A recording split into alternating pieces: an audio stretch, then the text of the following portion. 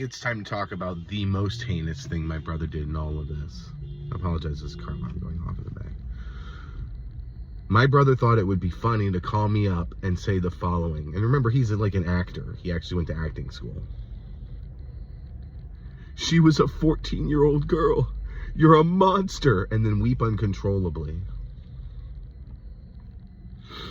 Upon hearing this, I had a cardiac event called defibrillation, and I collapsed in the parking lot of the Petco on the east coast of Florida.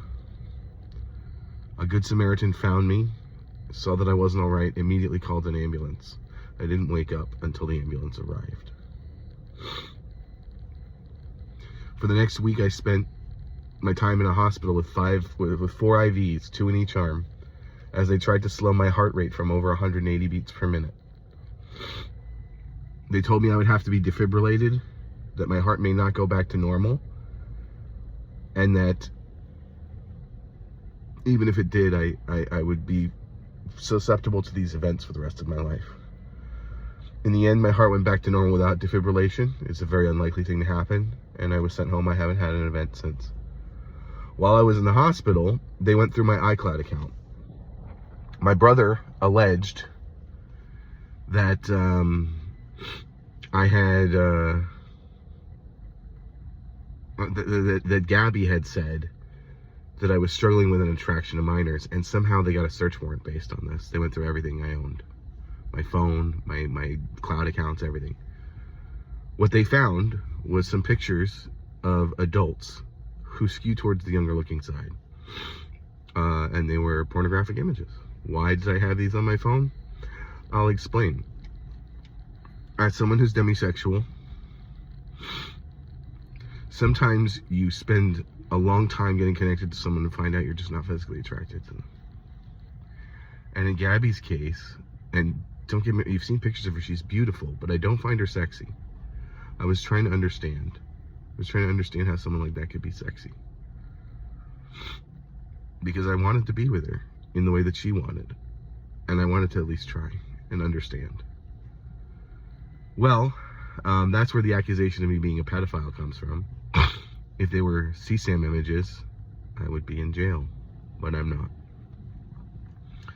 And so, my brother will allege that I hear things that they really weren't sitting in the room, the conference room next to my hospital room, going through all this stuff with my brother on the phone. And honestly, it sounded pretty far-fetched, and I believed for a bit maybe I was hearing things. Well, remember the joke, "You shouldn't have lent it to me"? I heard my brother give them an email address. I should not have lent it at hotmail.com. It is decommissioned, but it exists. The bounce back from this email address indicates that it used to exist. There is no one who would make that email address other than my brother, because it's a stupid joke that isn't even a joke. It's an evidence of his sociopathy. And he used this email address to have communications with Detective Taylor plotting against me. I would encourage the FBI to pull the records of that email address from Microsoft. Azure has backups. It's just a matter of a subpoena, and they comply. And you will see the heinous, vile shit that my brother has done to me. The last thing I want to put here is a quest list. And it demonstrates why I wanted to try and make things work with Gabby. Gabby and I connected on a level that was unprecedented for me. She had a wonderful sense of humor. She's just the most fun person to hang out with ever. And when she called me at 4 a.m. and said that she may never see me again because she was moving out to Hollywood and she was already in the cab, I told her not to worry, that I loved her and that I was an IT guy who worked for the space program. I could find a job out in California. Just give me some time.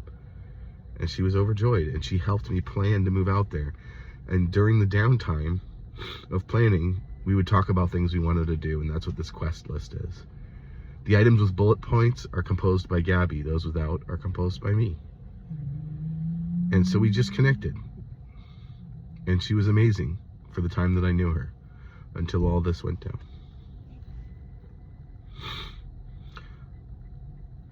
Her last words audibly to me are, "You will never know the melancholy truth," which is where the name of this channel comes from.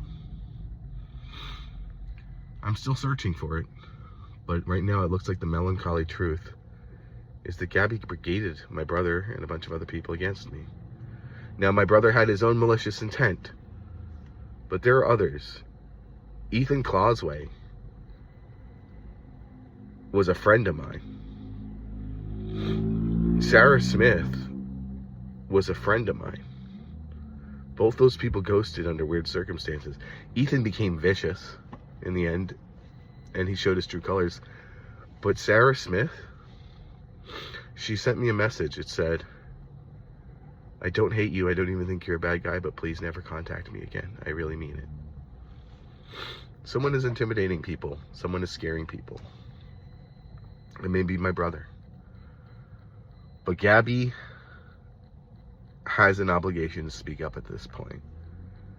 If I'm wrong about this.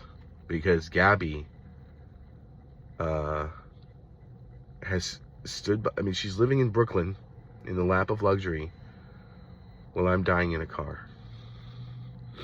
And some of her messages appear to be gloating. Do they really come from her? Who knows? The only thing I trust at this point is voice. If I don't hear it in her voice, I won't know. And I probably will never hear it in her voice. And so that's where we are. And without further ado, the quest list. While you contemplate what a horrible shitbag my brother is for playing a prank that almost killed me.